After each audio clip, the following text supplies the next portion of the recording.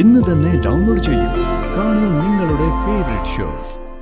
രണ്ടുപേരെ ഇവിടെ കാണാനില്ല. അങ്ങോട്ട് വന്നതാവാനേ സാധ്യതയുള്ളൂ. ആ, അങ്ങോട്ട് വന്നിട്ടുണ്ടെങ്കിലേ നിന്നെ പിടിച്ച് ഇങ്ങോട്ട് കൊണ്ടുവരാനാ. നീ സൂക്ഷിക്കണം. ഞാൻ പോവില്ല. എടി, അവിടെ ഉള്ളവരൊക്കെ കള്ളക്കൂട്ടങ്ങളാ മോളെ. കയ്യിൽ കിട്ടിയ ഒരു നല്ല ജീവിതം പ്രിയങ്ക മോള് തല്ലി തകർത്തതാ. അതും അമ്മയുടെ മൗനസമ്മതത്തോടെ. അതുകൊണ്ട് വലിയൊരു തെറ്റ് തിരുത്താൻ പറ്റി. താൻ വരിക, ഞാൻ വണ്ടി പറഞ്ഞിട്ടുണ്ട്. വണ്ടി ഇങ്ങോട്ട് എത്തുന്നതിന് മുമ്പ് നമുക്ക് പുറത്തിറങ്ങി നിൽക്കാം. ഇനിയിപ്പോ ആ ശബ്ദം കേട്ട് അമ്മ എണീക്കാൻ നിൽക്കണ്ട. വരിക.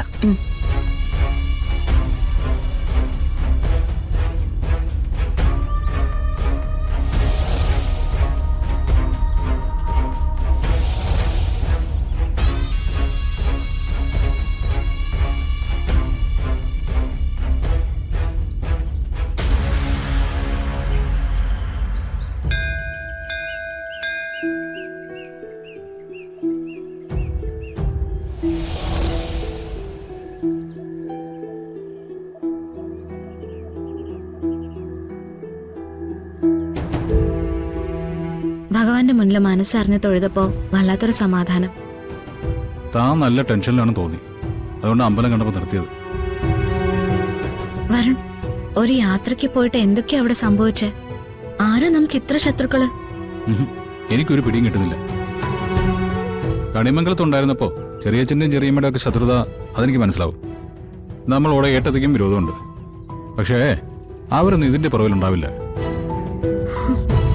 നമ്മുടെ യാത്ര എങ്ങോട്ടാണെന്നും നമ്മൾ എവിടെ തങ്ങുന്നൊന്നും ആർക്കും അറിയില്ലല്ലോ. ഇനി നമുക്ക് എങ്ങും പോകണ്ടാട്ടോ. അത് മാത്രല്ല, വരുൺ തനിച്ച് ദൂരെ എവിടേക്കും പോകാനും പാടില്ല. അപ്പോ എന്റെ പുറത്തേക്കുള്ള ഇറക്കം ഇതോടെ അങ്ങ് വിലക്കിയോ? ശ്രദ്ധിക്കണമെന്നാ ഞാൻ പറയുന്നത്. വരുൺ എന്തെങ്കിലും ചെറിയൊരു കാര്യം പറ്റിയാൽ പോലും എനിക്കത് സഹിക്കാൻ പറ്റില്ല. ദൈവത്തിന്റെ മുമ്പിൽ ഞാൻ പ്രാർത്ഥിച്ചത് എന്താണെന്നറിയോ? എന്തെങ്കിലുമൊക്കെ തട്ടുമുട്ട് വരുമ്പോ അത് എനിക്ക് തന്നിട്ട് തന്നെ നന്നായിട്ട് നോക്കണേന്ന്. ഞാൻ ചത്തിട്ടായാലും വരുണിനെ നോക്കണമെന്നാ ഞാൻ പറഞ്ഞത്. ദൈവം അതേ കേൾക്കും. അതെ, തൽക്കാലം നമ്മൾ രണ്ടാളും മരിക്കുന്നതിനെ കുറിച്ചൊന്നും സംസാരിക്കണ്ട. പിന്നെ ഇതിന്റെ പുറകിലുള്ള ശത്രുക്കൾ എത്ര കരുത്തന്മാരായാലും ശരി, എന്റെ പെണ്ണിനെ സംരക്ഷിക്കാനും ജീവിപ്പിക്കാനുള്ള ധൈര്യം എനിക്കുണ്ട്. നമ്മൾ ചെല്ലുമ്പോ ഫിദ മാഡത്തിന്റെ അവസ്ഥ കഷ്ടായിരിക്കും കേട്ടോ. ആ, അത് തീർച്ചയായിട്ടും അങ്ങനെ തന്നെയായിരിക്കും. കാലങ്ങളായിട്ട് കാത്തിരുന്ന് കേട്ടി മോൾക്ക് എന്തെങ്കിലും സംഭവിച്ചാൽ ഫിദാമേട് സഹിക്കൂ? കാലങ്ങളായിട്ട് കാത്തിരുന്നോ? അതെന്താ അങ്ങനെ പറഞ്ഞേ? ഒന്നുമില്ല. ഒരുപാട് കാലം ഫിദാമേടം തനിച്ചായിരുന്നല്ലോ. അതിനിടയിലേക്കല്ലേ മകളുടെ സ്ഥാനത്ത് താൻ ചെന്ന് കയറിയത്.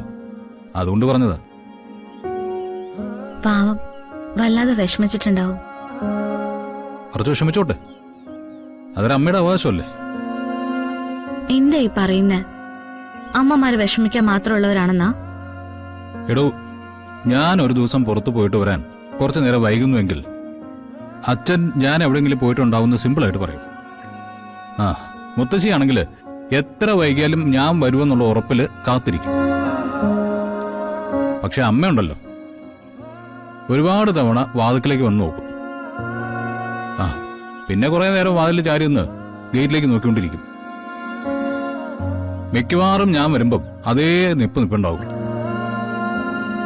അപ്പൊ ചിലപ്പോ 12 മണിയായിട്ടുണ്ടാവും, ചിലപ്പോ 1 മണിയോ ആയിട്ടുണ്ടാവും. ഉറങ്ങുകയില്ല, ഇരിക്കുകയില്ല, ഒരേ നിപ്പ് തന്നെ. ആ വിഷമത്തിന്റെ പേരാണ് അമ്മ. അത് വിഷമിക്കണ്ടെന്ന് എത്ര പറഞ്ഞിട്ടും ഒരു കാര്യമില്ല. എന്റെ കാര്യത്തിൽ അമ്മ ചെയ്യുന്ന അതേ കാര്യമാണ് തന്റെ കാര്യത്തിൽ ഫിദാമേടവും ചെയ്യുന്നത്. ഫിദാമേടത്തിന് അത് ചെയ്യാതിരിക്കാൻ കഴിയില്ല. കാരണം ഇതൊരു ജന്മബന്ധമാണ്. മതി, നമുക്ക് പോയാലോ? പോ. നടന്ന കാര്യങ്ങളൊക്കെ ഭവനിൽ സമർപ്പിച്ചല്ലോ അല്ലേ? ഇനി നമുക്കതങ്ങ് വിട്ടേക്കാം. അങ്ങനെ വിടാനൊന്നും പറ്റില്ല. ഇതിന്റെ പുറകിൽ ആരാണെന്ന് നമുക്ക് കണ്ടെത്തിയേ പറ്റൂ. എന്നിട്ട് ആളെ കണ്ടെത്തിയാല് എനിക്ക് നേരെ മുമ്പിൽ ചെന്നെന്ന് ചോദിക്കണം, നിനക്കൊക്കെ എന്തിന്റെ അസുഖമാണെന്ന്, മനസ്സമാധാനത്തോടെ ജീവിക്കാൻ സമ്മതിക്കില്ലേന്ന്. ആ, അങ്ങനെയാണെങ്കിൽ ആ ചോദ്യം കേൾക്കാൻ എനിക്കും താല്പര്യമുണ്ട്. അതുകൊണ്ട് തന്നെ ഇതിന് പുറകിലുള്ളവരെ കണ്ടെത്തിയേ പറ്റൂ. മോള് വണ്ടി കയറി.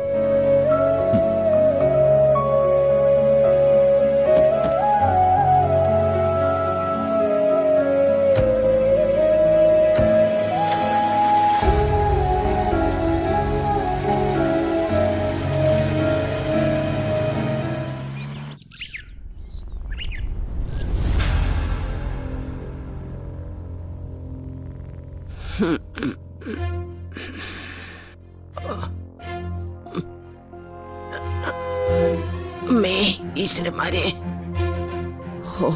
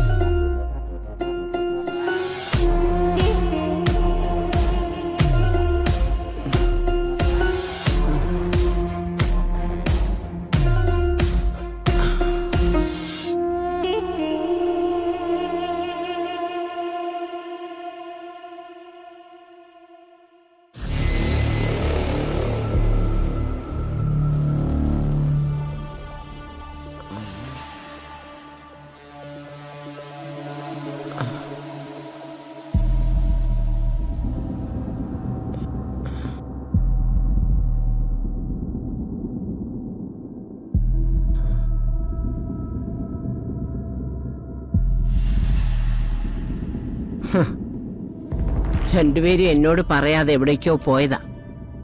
അങ്ങനെ അവര് പോയിട്ടുണ്ടെങ്കിൽ അത് കണിമംഗലത്തേക്കാവാനാ സാധ്യത. ഒന്ന് വിളിച്ചു നോക്കാം.